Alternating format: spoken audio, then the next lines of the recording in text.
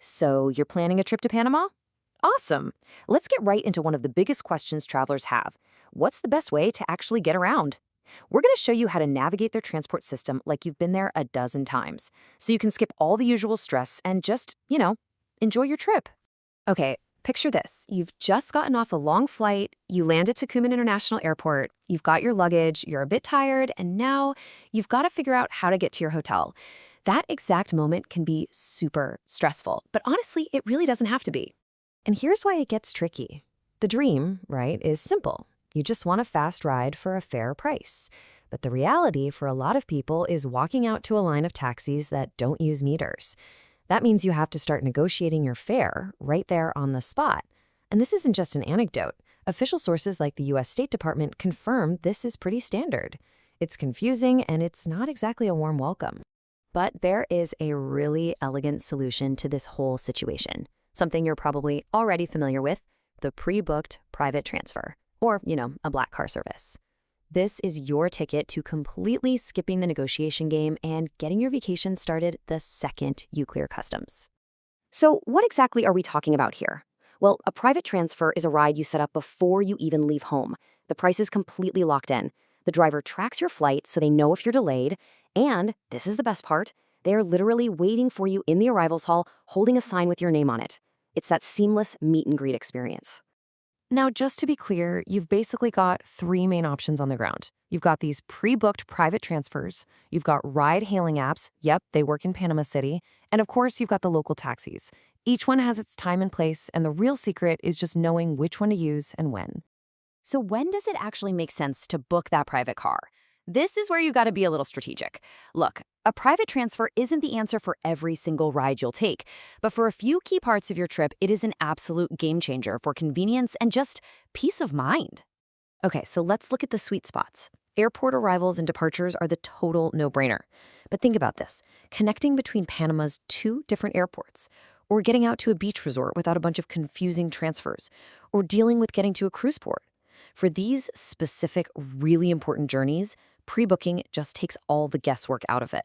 But let's be real, if you're just bopping a few blocks around Casco Viejo, or going from your hotel to a restaurant nearby, grabbing a local taxi, or firing up a ride-hailing app is probably going to be faster and cheaper.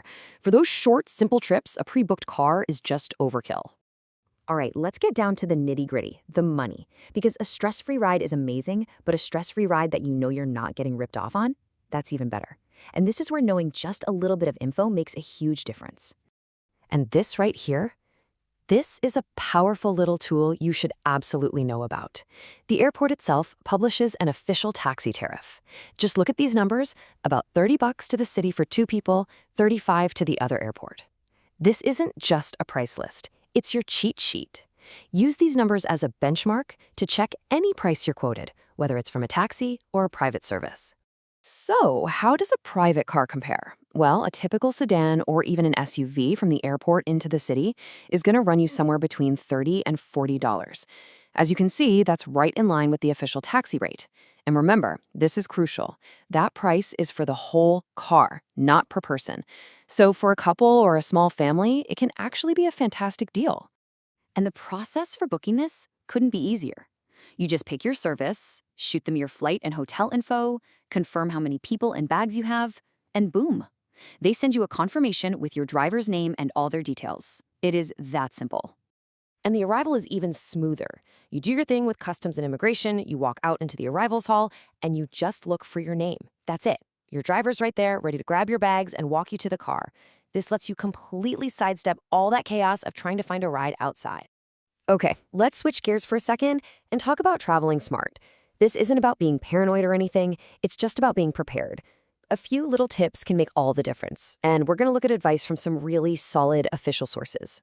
First up, the U.S. Department of State. Their advice is crystal clear. Stick to services you know, like apps or registered taxis. And this is the big one. Always agree on the fare before you get in the car. That one little habit right there prevents almost every single problem.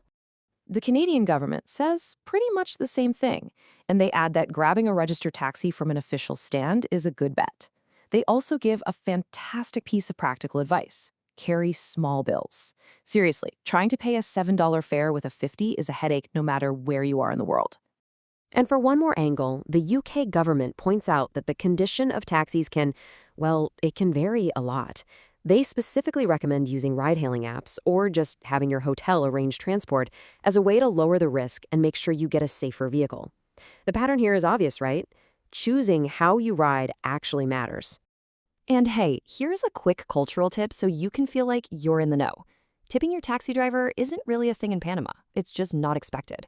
Now, for a private driver, if the service was amazing, they helped with all your heavy bags or waited patiently, a small tip is a really nice gesture, but it's totally optional. So that brings us right back to you. Now that you have this info, you know the options, you know the price benchmarks, you know the process, what's your plan going to be? By just thinking about this one little part of your trip ahead of time, you can make sure your adventure in Panama gets started smoothly, calmly, and completely on your own terms.